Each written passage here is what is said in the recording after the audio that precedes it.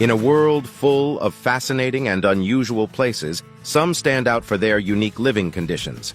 This video explores 15 of the weirdest places where people have made their homes, defying nature and adapting to challenging environments.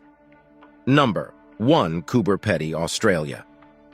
Located in the remote South Australian outback, Coober Pedy is a small mining town with a population of around 1,700 people. The town is famous for its opal production, as well as its peculiar underground dwellings known as dugouts. Due to the extreme heat that can reach temperatures up to 113 degrees Fahrenheit, 45 degrees Celsius, in the summer, residents have found it necessary to build their homes below ground level to stay cool.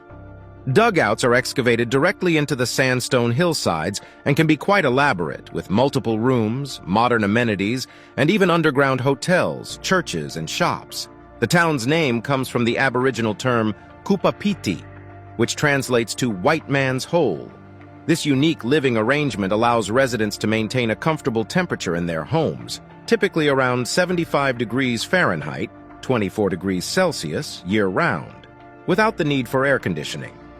In addition to the dugouts, Coober Pedy is home to an 18-hole golf course with a lunar-like landscape where golfers play at night to avoid the scorching daytime heat. The course is entirely devoid of grass and has become a popular tourist attraction.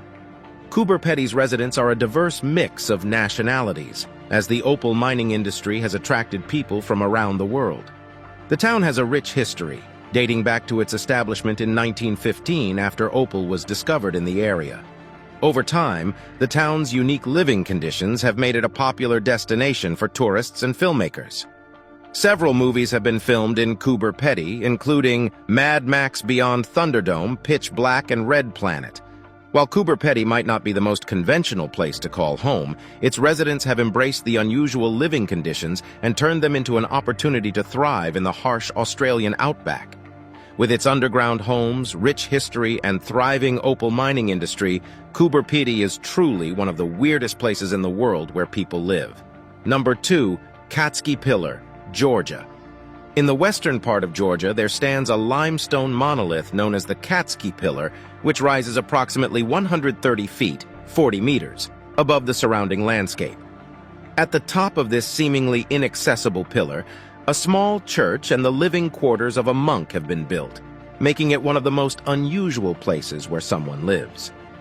The Catski Pillar has been a site of religious significance since the 9th century, when a small church was first constructed atop the monolith. However, it wasn't until the 1990s that a Georgian monk named Maxim Kavtaradze decided to make the pillar his home, in an effort to live a life of solitude and prayer. To reach the top of the pillar, Maxim and visitors must climb a precarious metal ladder, which replaced an even more dangerous rope ladder that was originally used. Once at the top, the living quarters consist of a small cell for the monk, a chapel, a crypt, and a wine cellar. The space is so limited that there is no room for a bathroom or running water, forcing the monk to make the perilous climb down the ladder to access basic amenities. Maxim's dedication to his solitary and spiritual life on the Catski Pillar has drawn attention from both the local community and international visitors. Despite the challenges, he has managed to create a small garden at the base of the pillar and has been instrumental in the restoration of the church and other structures on the pillar. Number 3. Setenil de las Bodegas, Spain.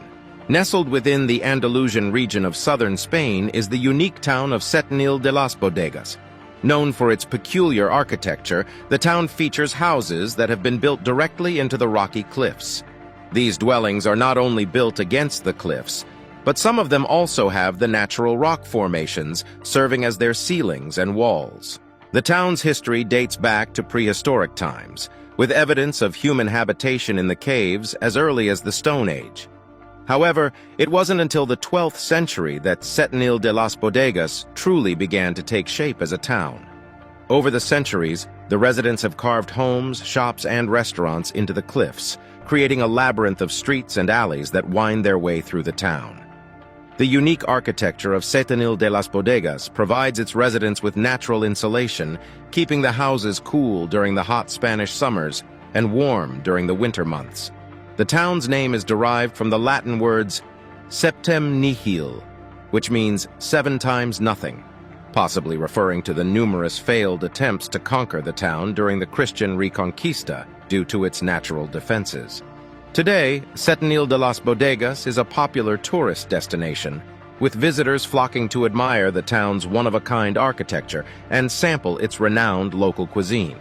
The town is also known for its local products such as olive oil, almonds, and honey, which are sold in small shops carved into the cliffs. Living in Setenil de las Bodegas means embracing a unique way of life that is both rooted in history and adapted to the surrounding environment.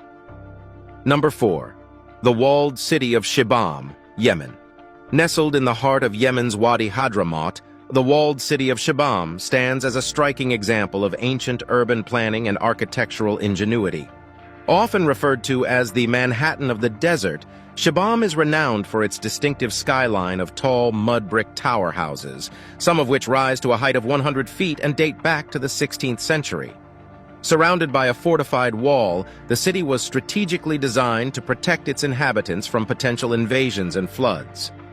The narrow, winding streets and the dense arrangement of the tower houses were constructed with the region's harsh climate in mind, providing shade and efficient air circulation to help regulate the temperature within the city. Shibam's tower houses, which can be up to 11 stories high, are made from sun-dried mud bricks, a sustainable and locally available building material.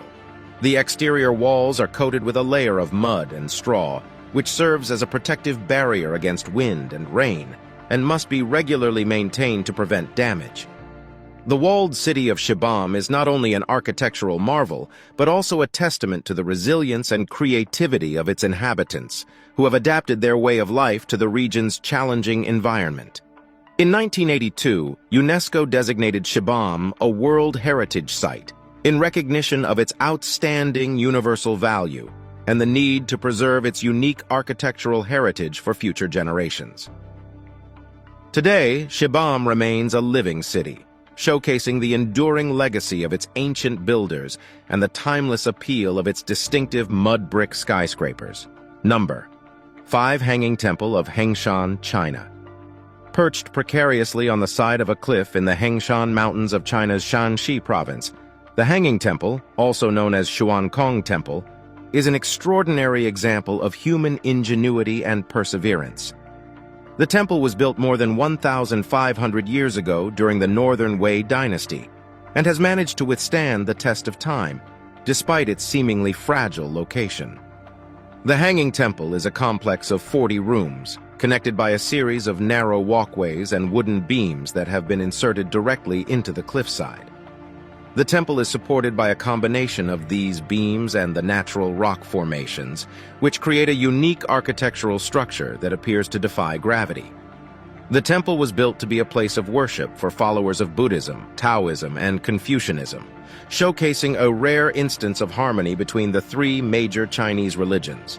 Throughout the temple, you can find statues and artworks representing deities and figures from all 3 faiths, illustrating the shared spiritual values of the builders. The Hanging Temple's incredible construction and precarious location have made it a popular tourist attraction and a UNESCO World Heritage Site.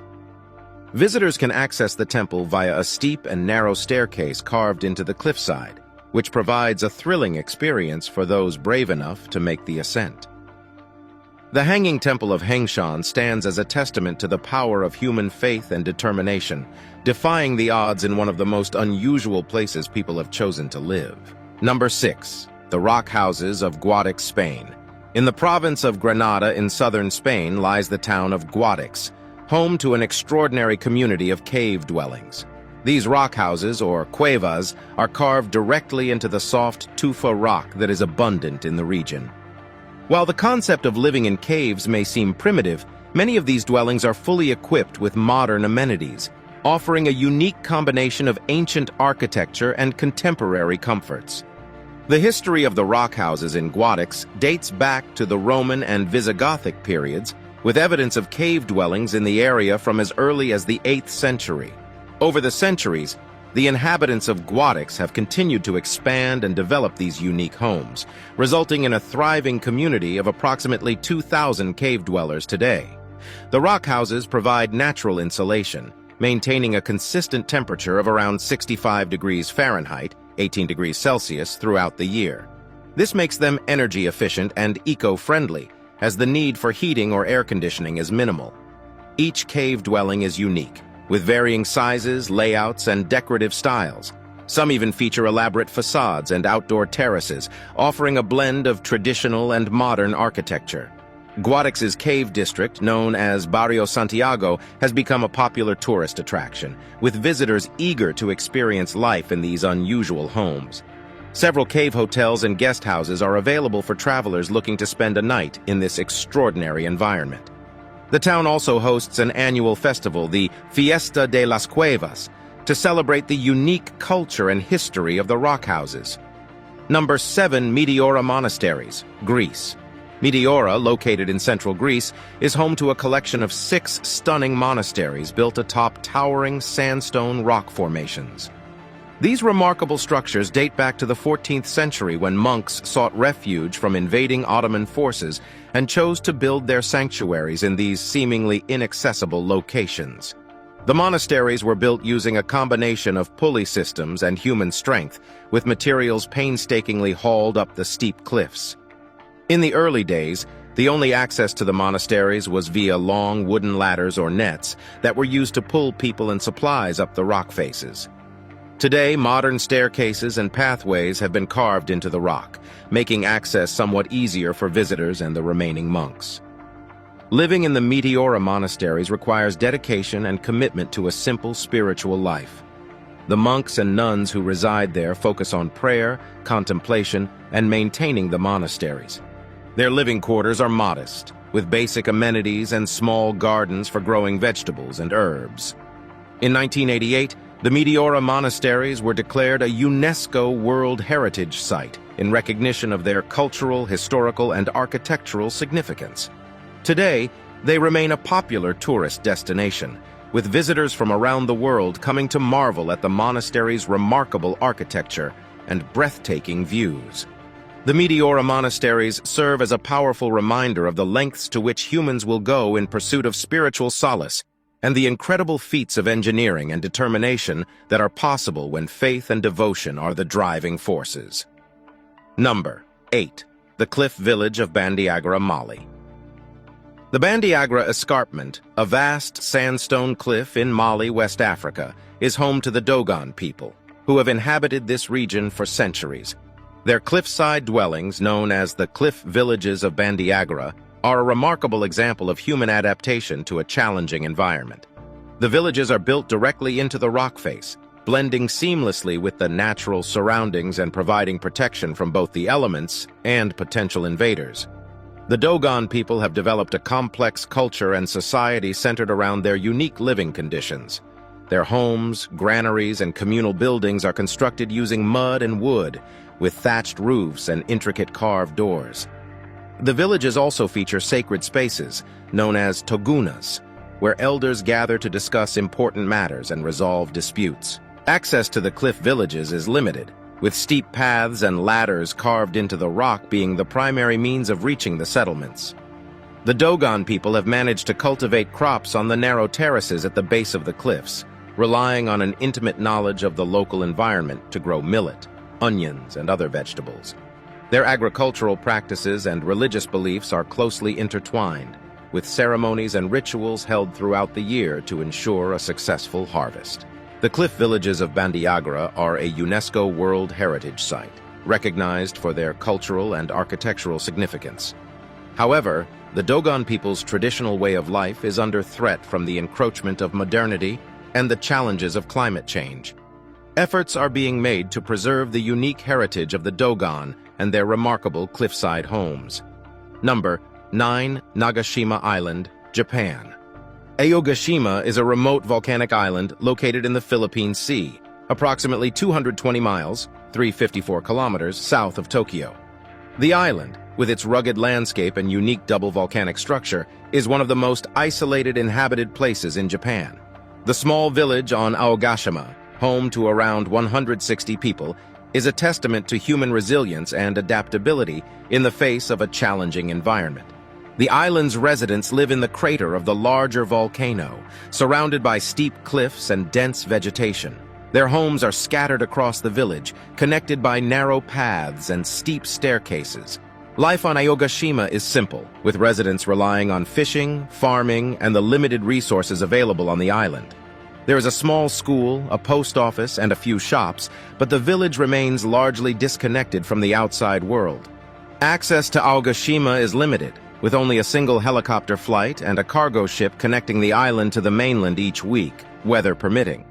The island's isolation has helped preserve its natural beauty and unique ecosystem, which includes several endemic species of plants and insects. Despite its isolation and challenging living conditions, Aogashima's residents have managed to create a close-knit, self-sufficient community that embraces the unique beauty of their volcanic island home.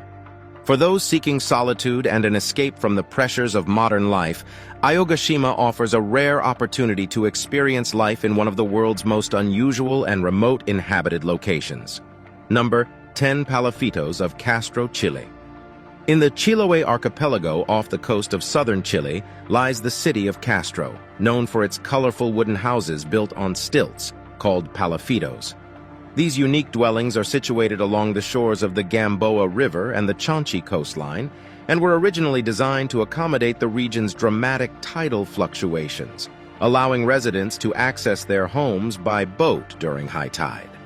Palafitos are typically built using locally sourced timber and are elevated on wooden stilts or pilings, with each house connected to its neighbors via walkways or bridges. The houses are often brightly painted in a variety of colors, creating a vibrant and picturesque landscape along the waterfront. The interiors of the palafitos are cozy and practical, with wood-burning stoves providing warmth during the region's cool, damp winters.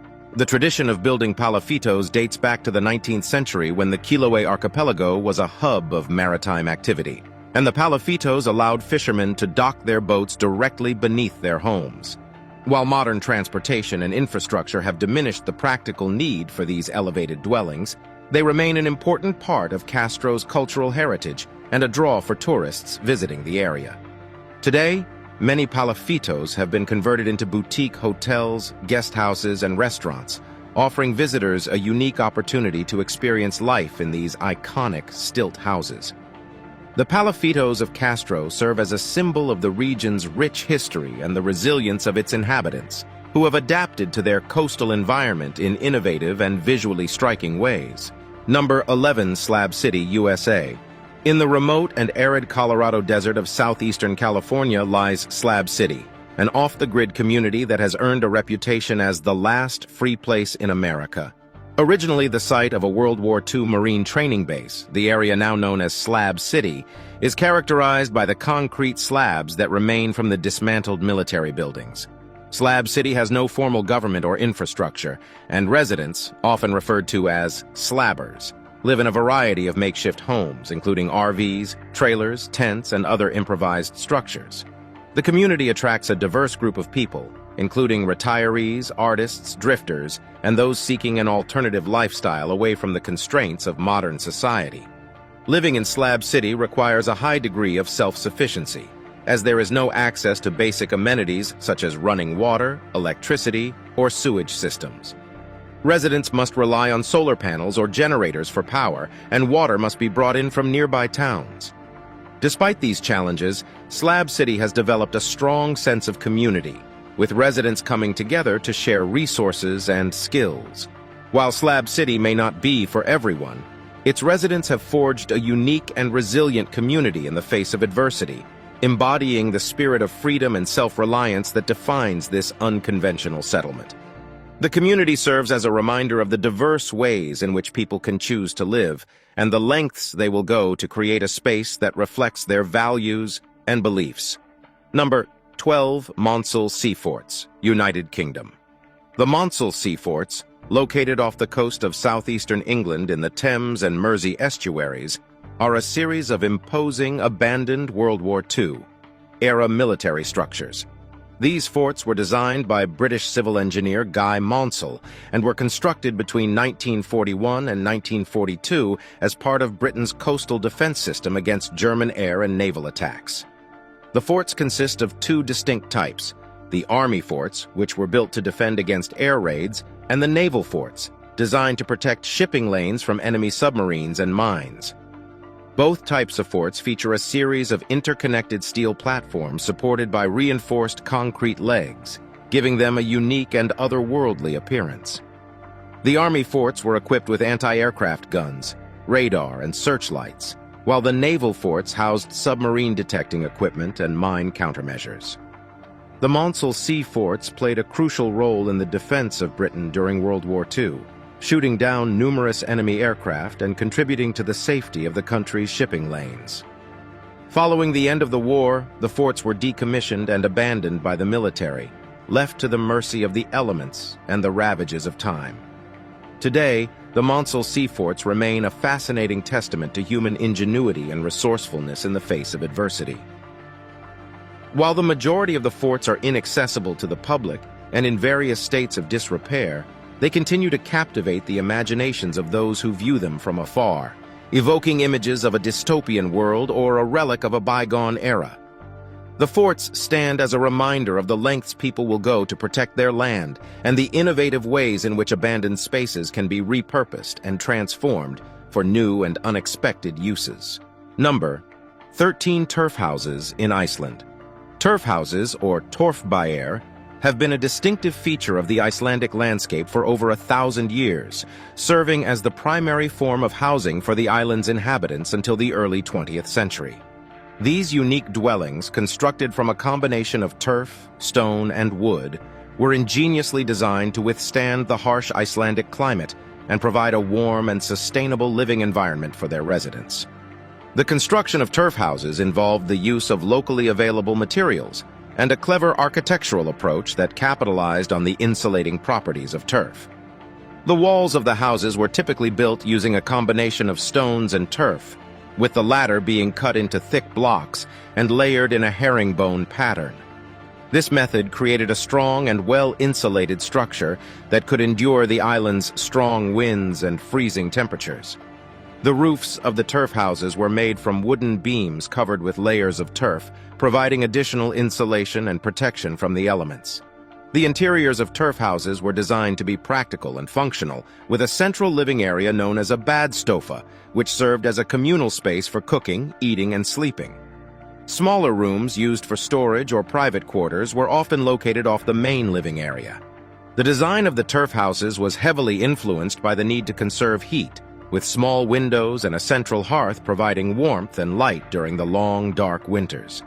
The enduring appeal of turf houses lies in their harmonious relationship with the landscape, their eco-friendly construction, and their embodiment of Icelandic resilience and resourcefulness. As interest in sustainable and traditional building methods continues to grow, the turf houses of Iceland stand as an inspiring example of a time-tested, environmentally friendly approach to housing that remains relevant in the modern age. Number 14. The Floating Islands of Uros, Peru. The floating islands of Uros, located on Lake Titicaca in Peru, are a remarkable example of human ingenuity and adaptability. These man-made islands, inhabited by the indigenous Uros people, are constructed entirely from totora reeds, which grow abundantly along the shores of the lake. The Uros people have lived on these floating islands for centuries, relying on their unique environment and resourcefulness to maintain their traditional way of life. The construction of the floating islands of Uros begins with the creation of a sturdy base, which is achieved by layering thick bundles of totora reeds in a crisscross pattern. This base is then anchored to the lake bed using ropes and stones, providing stability and preventing the islands from drifting away. Additional layers of reeds are added to the base over time, as the reeds closer to the water begin to decompose and require replacement. The end result is a buoyant and resilient surface that can support the weight of the island's inhabitants and their homes. The Uros people construct their homes, boats, and other structures using the same totora reeds that form the basis of their islands. The homes are typically small, single-room structures with thatched roofs, while the boats are expertly crafted with curved hulls and decorative animal-shaped prows. The totora reed is not only a versatile building material, but also an important source of sustenance for the Uros people, who eat the tender white base of the reeds and use them to feed their livestock. As the world continues to grapple with issues of sustainability and the impacts of climate change, the floating islands of Euros provide a valuable example of a community that has learned to live in harmony with its environment, using renewable resources to create a self-sufficient and eco-friendly living space. Number 15. Tristan da Cunha, South Atlantic Ocean.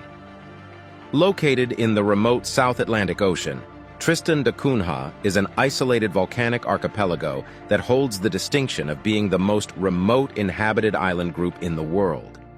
The archipelago consists of the main island, Tristan da Cunha, and several smaller islands, including Nightingale, Inaccessible, and Gulf Islands.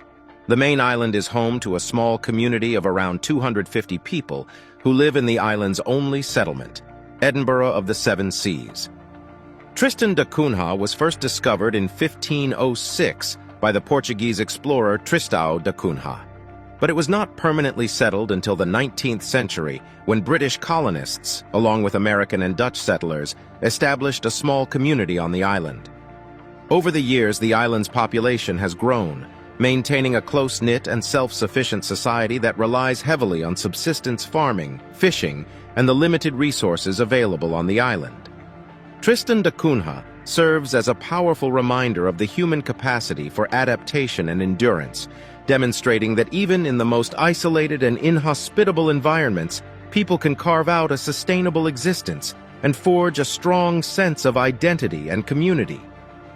The island's isolation has also helped to preserve its unique ecosystem and wildlife, making it a fascinating destination for researchers and adventurers seeking to explore one of the world's last untouched frontiers.